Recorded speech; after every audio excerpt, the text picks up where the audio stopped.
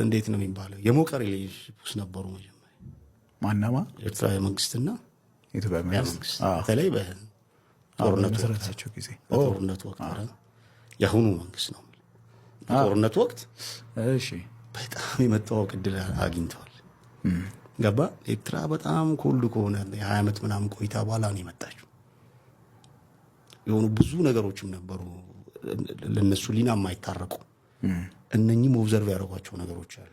እዚህ ያለው ሊደርሺፕ ሄዱ ያያቸው ነገሮች እንደ ሀገርም መቁጠር የተቸገሩበት ምናምን ስታየው ማለት ነው።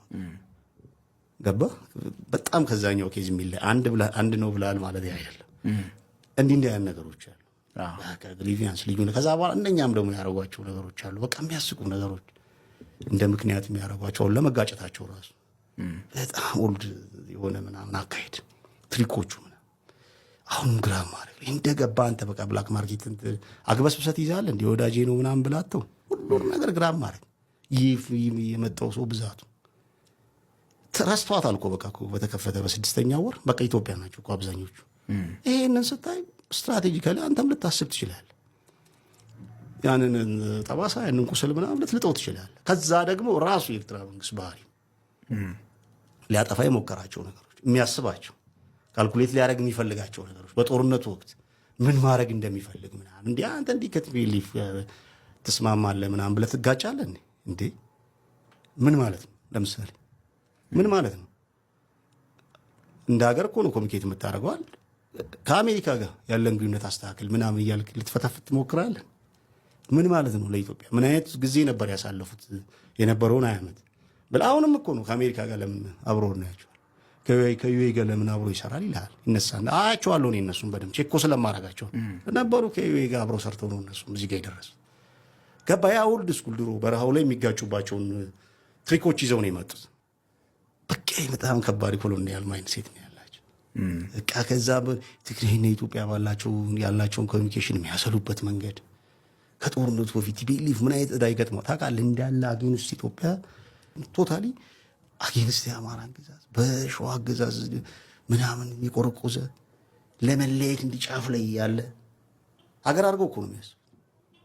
ቢሊፍ ከኔ ጋር ጦርነት ቢገጥም አንድ ሰው ሄዶ ያግዘውም ብሎ እኮ ነው ካልኩሌሽን የሰሩት። ያየው ነገር ተፈጠረ። ምን ልልህ ነው? ጦርነት ገብቶት ነው የዘመተው ሰው እያልኩ አይደለም። ያው ሁሉ ወጣት የዘመተው ግን በጦርነት ቀመር ይሄንን የሚያክል ህዝብ ማስተባበር የሚችል ኃይል አለ። ለካ ሁለቱም የደነገጡት ታውቃለህ። ከዛ በኋላ ቲፒኤልኤፍን ቆዳዋን አራግፋ ሚሊኒየም ላይ ኢትዮጵያ የ2000 ዓመት ታሪክ ያላት ሀገር ናት ብሎ መጣ ማለት ነው። ደነገጠ። አባባሌ ገብቷል። አሁንም እንደሱ ነው ካልኩሌሽናቸው። ሄዶ ምን አሰብን ይዛለው ብትል ይበተናል ምናምን ነው የሚሉ ማለት ነው። በቃ ይሄ ነው ማለት ሴታ ምን ልል ነው? በጠቅላላ ኃይለኛ የሆነ ጂኦግራፊካል አክሰስ ይዘው ካልኩሌሽኗም ከእሷ ጋር የተያዘች ነች። እኛን ደግሞ ምንም ነገር አያመጡም በሚል እንበልጣቸዋለን ስማርት ቤኑሩ በሚል ደምድሞ ቁጭ ያሉ ሰዎች ናቸው። ያንን የሚያገኙትን እድል በአፍላነት ወቅት ወሰዱ። ከዛ ደግሞ ይነግሩሃል አጉልተው ምን ብለው በጉልበት ነው ይወሰዱ፣ በደማችን ነው ይወሰዱ ይላሉ። ገብተዋል። የደም ፊርማ ጸንቶ አያውቅም ባይዘ ከዛ ዩኤን ምናምን ይልሃል ማለት ይመጣል። ዩኤን እንደዚህ ዩኤን የለም ማልቲፖላሪቲ ነው በቃ አሁን ዩኤን አልገባኝ። በዩኤን ገጸና ነው እንደዚህ ነው ያለው። ዩኤን በልደበድበው ነው አሁን ኢትዮጵያን ዩኤን እዚህ ቢመጣ አሰብም ቢይዝ የለም ዩኤን በቃ እናንተ ቻው ብሏቸዋል እኮ ፑቲን ዩኤን ምን የምንላቸው ነገሮች የሉም። አሁን ሚድል ፓወር ምናምን የሚወሰንበት ጊዜ ነው ወይ ኢንተርናሽናል ወርልድ ኦርደር የምትለው ፌል አድርጓል። ኦርደር ላስት 10 ይርስ በተለይ ፌል እያደረገ መጣ። ይሄን እያሉ ነው ቁጭ ፑቲን ስለሆነ ነው ፑቲን ነው። ልክ ነው። ሩሲያ ነች። አዎ አክሰስ አለ። አንተም በቀጠና እንደዛ ነህ። አባባሌ ገብቷል። ቀጠና ላይ ነው ካልኩሌት። ለምን ድሮ ቀጠና ምንም ይሹ አልነበረም። ኮልዶዋል። ልክ ሲመጣና የሆነ ነገር ፌል ሲያደርግ አንተም አብረህ ምን ትላለህ? ትወድቃለህ። እሱ ተቀየረ። ሚድል ፓወር የሚባል መጣ። ይሄ እኮ የጀነራል ተክለ ብርሃን ወልደ አረጋይ የሚባለው ተናግሮታል። ሚድል ፓወር ምን አይነት ኢፌክት እንዳላቸው ቀጠናው ላይ እነማ እነ ዩኤ እነ ሳውዲ ድሮ ከአሜሪካ ከዋሽንግተን ተው ካልከው ይተው ነበር። አይ የለም ለሁለት ከፈሉት ራሱ ዋሽንግተን ዲሳይድ ይደረጋል። ሲደረግ የድሮ ቁስሎች ምን መሆን ይጀምራሉ? መታከክ። ሊቢያ፣ ሱዳን፣ የመን እንደሱ አይነት ጥያቄዎች ይመጣል። ኢትዮጵያ እንደሱ አይነት ጥያቄዎች ይመጣል።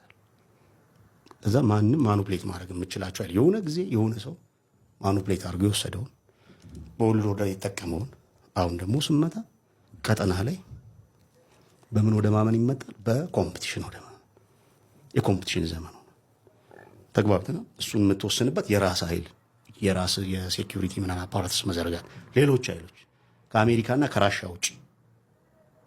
ከራሻ ውጭ ዲሳይድ ማድረግ የሚችሉ እነ ቻይና መጡ።